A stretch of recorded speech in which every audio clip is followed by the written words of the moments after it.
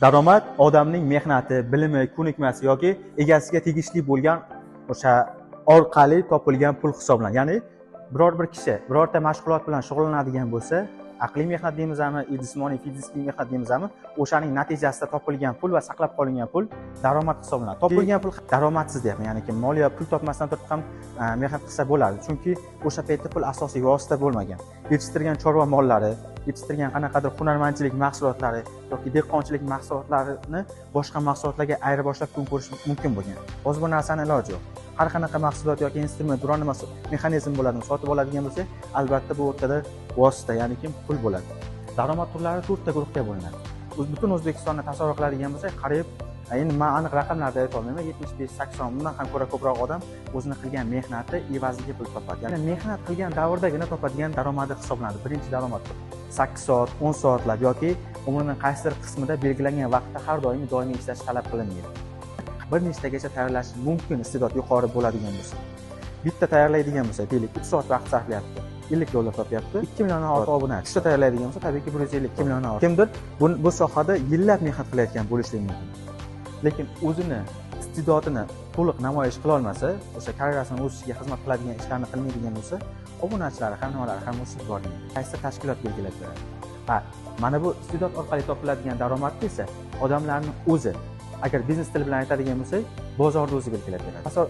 Misol qildim-ku, agar sifatsiz kontent chiqaradigan bo'lsa, sifatsiz narsa chiqaradigan bo'lsa, ya'ni mehnat qilinmaydigan narsa chiqaradigan bo'lsa, uchmaydi bu narsa, ya'ni ko'tarilmaydi. Bozorda sizlar belgilab beryapsizlar. Masalan, sizlar ko'rmaysizlar, men ko'rmayman, boshqalar ko'rmaydi. Agar juda ham sifatli narsa chiqarib beradigan bo'lsa, sizlar ko'rasizlar, men ko'raman, boshqalar ko'radi. Uchinchisi biznes orqali daromad. Savol tug'iladi. To'rtinchisi nima bo'lishi mumkin? Ya'ni daromad. Xizmat ko'rsatish sohasiga, misol uchun, ta'lim kiradi, to'g'rimi? Sog'liqni saqlash, bundan tashqari boshqa yo'nalishlarni ham ko'rsak bo'ladi. Misol uchun, mana bu maktabda biznes ham xizmat ko'rsatish sohasi hisoblanadi. Bundan yosh toifalaringni misol uchun misol tariqasida qiladigan bo'lsak, shirik do'koni ochish, butik yoki kiyim do'koni ochish, bundan tashqari onlayn shopping. Ya'ni sizlar qiziqib, mana shu narsa haqida ma'lumot to'play olasizlar hozirgi yoshda. Butik yoki kiyim do'koni ochish, bu ham o'ziga yarasha anchagina boshlanishiga boshlasa bo'ladi. Haligindaqa qaysi bitta inshootni qurib, inshootni ijaraga olib, kommunal to'lovlarni yoki boshqa joylarni xizmatlarni ko'tarishdan ko'ra, mana bu anchagina osonroq bo'ladi. Misol qiladigan bo'lsa, kundalik hayotimizdagi narsani olsak bo'ladi. Magazinlar, bozorlardagi sotuv rastalari, kichik o'sha nima desam, ishlab chiqarish korxonalari. O'zbekistonni biznes o'zi statusi bilan jahonga shunda solishtirib olsak bo'ladi. Birinchi o'rinda savdo, ikkinchi o'rinda xizmat ko'rsatish, uchinchi o'rinda mustaqil bo'lgan bo'lsa, bozorimiz oldin o'lik bo'lganda, o'lik bozor bo'lgan. Chunki Sovet ittifoqini, ya'ni Rossiyani bozoriga qaram bo'lib qolgan. Chunki eshitgansizlarki bitta gapni, bu bir tiyin bo'lgan, 2 tiyin bo'lgan, oxirgi zavodda shunaqa gaplar bor. Mana shunaqa xo'jalik uchun kerak bo'lgan mahsulotlarning juda ham ko'pchilik qismi xorijdan, ayniqsa o'sha Rossiya va Qozog'iston mamlakatlaridan olib kelingan. Mamlakat mustaqillikni qo'lga kiritgandan keyin haligi sohalarni ishlab chiqarishni uncha rivojlamagan-ku, hamma o'zini savdo sohasiga o'rgan. Chunki o'sha uchun qulay bo'lgan. Qanaqa Xitoydan, keyin Turkiyadan, shunga o'xshagan mamlakatlardan ommaviy ravishda mahsulotlar kirib kela boshladi. Yetarlicha narxlarda olib sotish eng qulay variant bo'lgan. 1992-yildan boshlab to 2016-yilgacha bo'lgan davr. Yetakchi soha shuning uchun ham savdo sohasi. Magazin ochish yoki shunga o'xshagan narsa tushuniladi. Keyingisi xizmat ko'rsatish, yaqindagina paydo bo'lgan yo'nalishlardan biri. Menimcha 2016-yillardan keyin O'zbekistonda sekin-sekin rivojlana boshladi bu soha. Masalan, juda ham yetakchi kompaniya yo'nalish hisoblanmaydi. Jahonda bo'ladigan bo'lsa, global bozorda birinchi o'rinda texnologiya va IT biznesi. IT bozorida kompaniyalar ko'radigan bo'lsak, bitta O'zbekistonda nimasi bozori bilan solishtirib bo'lmaydi. Yetakchilik sohasi bu texnologiyalar hamda IT. Chunki qishloq xo'jaligi, savdodan ko'ra ko'proq mana shu sohalar ko'proq daromad olib keladi.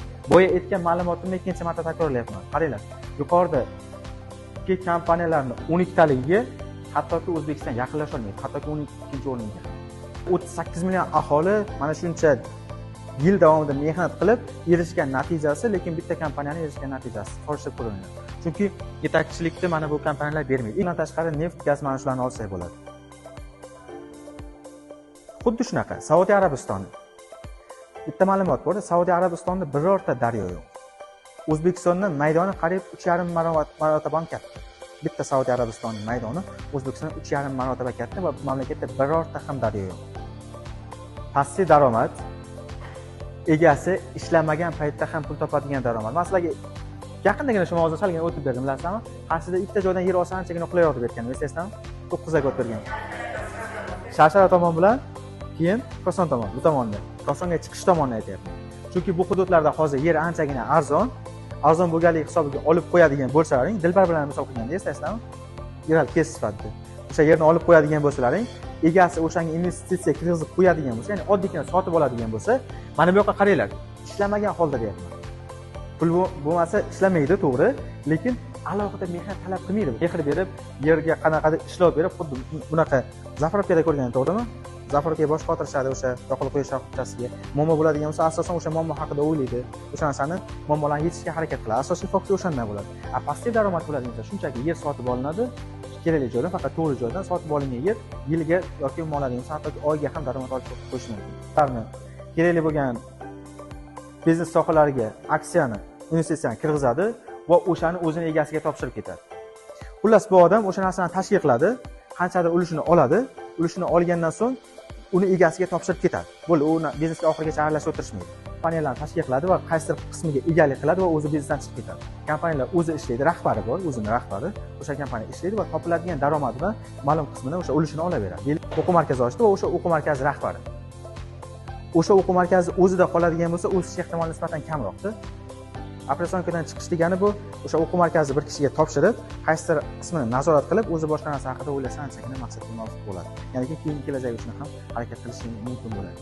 Birinchisi mehnat orqali topiladigan daromad, ikkinchisi iste'dod orqali topiladigan daromad, qalashga qiladiganlar investorlar, passiv daromad orqali daromad topadiganlar.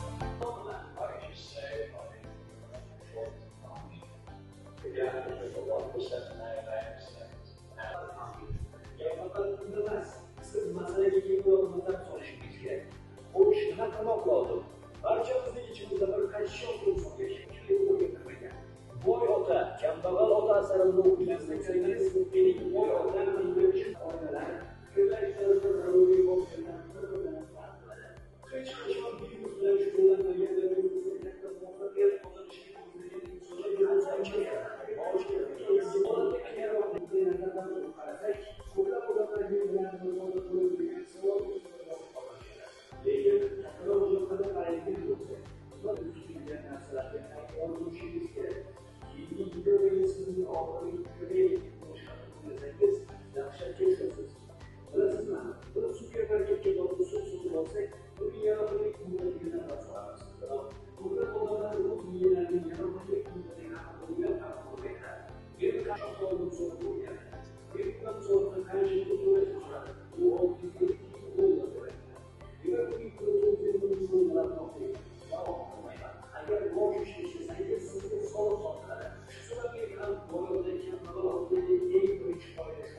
qarz va soliqlardan oqilona yo'lda foydalanish adolatlarni yanada boyitadi, kambag'allarni esa yanada qashshoq ahvolga soladi.